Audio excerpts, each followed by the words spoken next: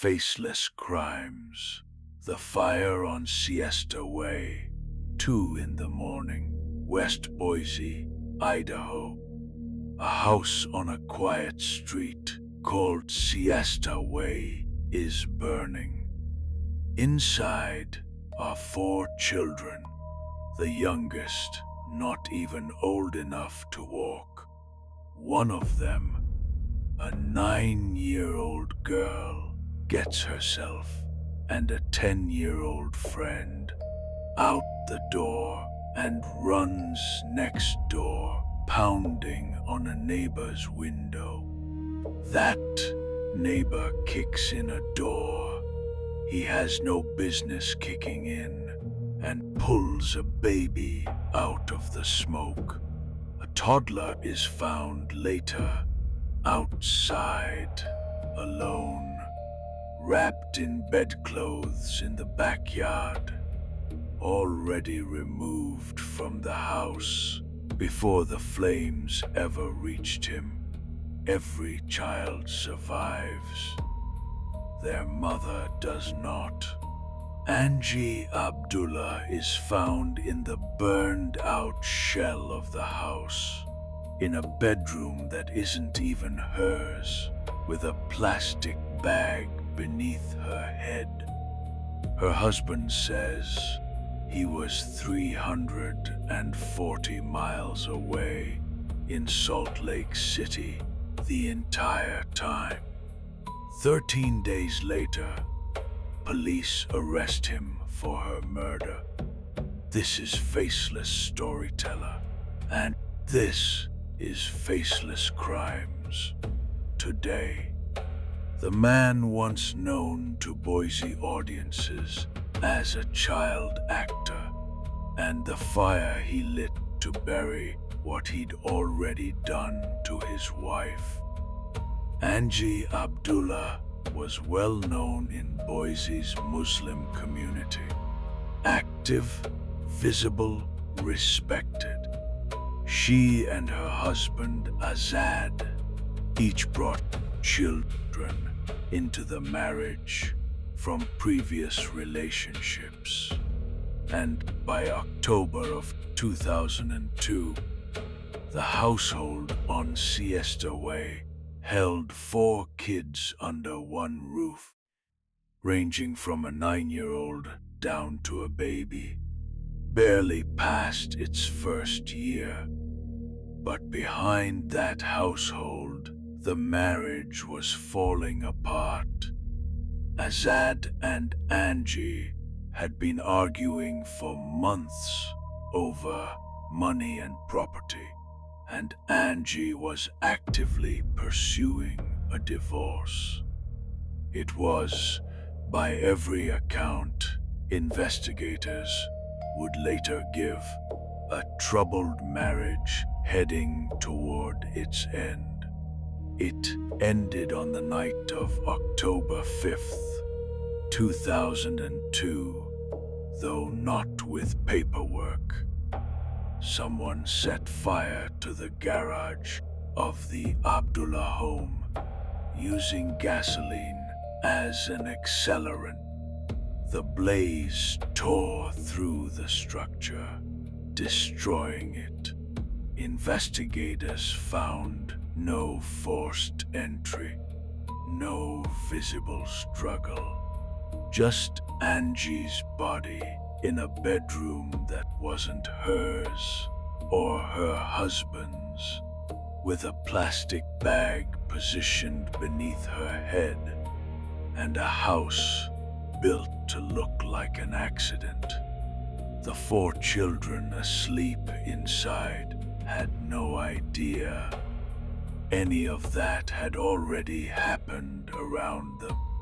9-year-old Alyssa Abdullah, together with a 10-year-old family friend staying over that night, woke first and got out, then ran to alert the neighbors. One of those neighbors, a man named Ed Kirschensteiner, didn't wait for the fire department. He kicked in a door himself, found the youngest child inside, and carried the baby out through the smoke. The Abdullah's toddler son was found separately, outside in the backyard, wrapped in bedclothes. Investigators would later suspect he'd been carried out and set down there before the fire was even lit, as if someone had made sure, at least, that he wouldn't burn. By morning, Boise police had a fire, a body, and a family in crisis. And almost immediately, a very different theory started spreading through the community. Angie Abdullah wasn't just any resident. She held a prominent place in Boise's Muslim community, and the local mosque had recently been vandalized. It didn't take long for people to start asking whether this was a hate crime. Police Chief Don Pierce shut that theory down fast and directly. There was no evidence, he said, of any bias motive whatsoever. What they were looking at, he told reporters, was something far more ordinary and far more common. A domestic homicide, a husband, a wife who wanted out. And, he said, evidence collected at the scene that placed one specific person there, with the ability, the opportunity, and the motive to do it. That person was Angie's husband, Azad Abdullah, 25 years old. Azad's story was simple. He hadn't been anywhere near Boise that night.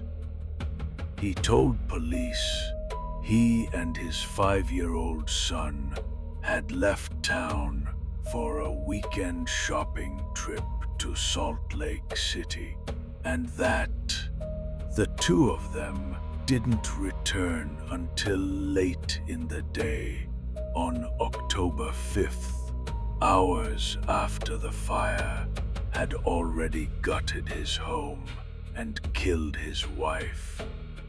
It didn't hold up. Over the next 2 weeks, investigators in 3 different cities, Boise, Salt Lake City, and West Valley, Utah, built a case piece by piece that put Azad exactly where he said he wasn't. Video footage, eyewitnesses, financial records, all of it placed him in Idaho, not Utah, around the time of the fire. He'd been seen buying gas in the town of Mountain Home, driving his maroon 1990 Dodge Caravan right around when the blaze was set. And before he'd ever left for his supposed shopping trip, he'd purchased gas cans in Salt Lake City. Cans that matched, almost identically, the ones investigators pulled from the ashes of his own garage. There was more. Azad had burns on his arms. Investigators couldn't say for certain yet how Angie had died. The medical findings were still pending, but they'd already recovered that plastic bag from beneath her head at the scene, and they'd taken DNA, hair, and skin samples from Azad to compare against anything the autopsy might turn up. On October 18th, 2002, 13 days after his wife's death, Azad Abdullah was arrested and booked into the Ada County Jail without bond. He was charged with first-degree murder. There was a detail in his past that didn't make it into the charges, but it followed him into the headlines anyway. Before Angie, he'd had a first wife. She had died years earlier. Family members would only say, carefully, that they understood she had passed away. No charges, no formal suspicion, nothing on the record. Just a quiet fact sitting next to a second dead wife, impossible to fully ignore and impossible to prove meant anything at all. He'd also, at one point, been a child actor, a small footnote that made the case an easy headline. The former child performer accused of staging his own wife's death as a house fire, playing the role of a grieving, absent husband for police. The trial didn't start for almost 2 years. When it finally opened in the fall of 2004, it ran nearly 2 months. Prosecutors laid out the same case they'd built from the beginning, that Azad Abdullah had drugged his wife, tied a plastic bag around her head until she suffocated, and then set the house on fire to destroy the evidence and cover his tracks. Never mind that 4 children, his own children among them, were asleep inside while he did it. His defense spent the trial insisting he hadn't even been in town. And then, in closing arguments, that defense collapsed from the inside. Defense attorney Mitch Toriansky told the jury directly that Azad had lied about his whereabouts, that he had, in fact, been in Boise on October 5th, exactly when the prosecution said he was. The jury deliberated for about 7 hours. On November 22nd, 2004, they returned a verdict. Guilty of first-degree murder, attempted murder, arson, and felony child endangerment. Azad Abdullah showed almost nothing as the verdict was read. No reaction. Eyes down, staring at the floor of the courtroom. His family saw it differently. His brother, Zuhair Abdullah, told reporters afterward that the trial had been unfair from the start, that the judge had shown bias against the defense throughout the proceedings. The prosecution declined to celebrate.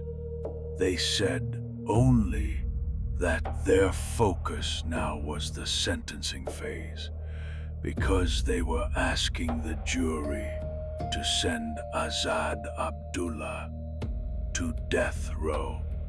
That request landed at a strange moment in Idaho law. Earlier that same year, the state had changed how capital sentences were decided. Juries, not judges, would now be the ones to hand down a death sentence. Azad Abdullah's case became only the second in the state to go through that new process, right behind another man, Eric Virgil Hall, convicted of murdering a flight attendant weeks earlier. The jury took up the question of whether Azad Abdullah had shown, in the law's language, utter disregard for human life. They decided he had. In November of 2004, Azad Abdullah was sentenced to death. What lingers about this case isn't the fire itself. Arson is common enough as a cover story. Gasoline in a garage is almost a cliché of domestic homicide. What lingers is everything built around it. A man who orchestrated an alibi 300 miles away, who bought the murder weapon and the cover-up material on the same trip, who set his own house ablaze with 4 children inside it, one of whom he apparently carried out himself and left safely in the backyard before walking away from the rest. A man capable, in the same night, of that much calculation and that much carelessness for the very same children. And underneath all of it, a quiet, unresolved fact that the courts never touched. A first wife, already gone long before Angie ever was. If you want more cases where the official story took months or years to catch up with what actually happened, subscribe to Faceless Storyteller and turn on notifications.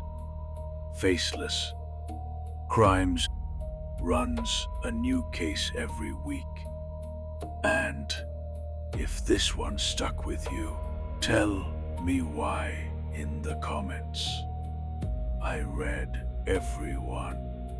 I'll see you in the next case.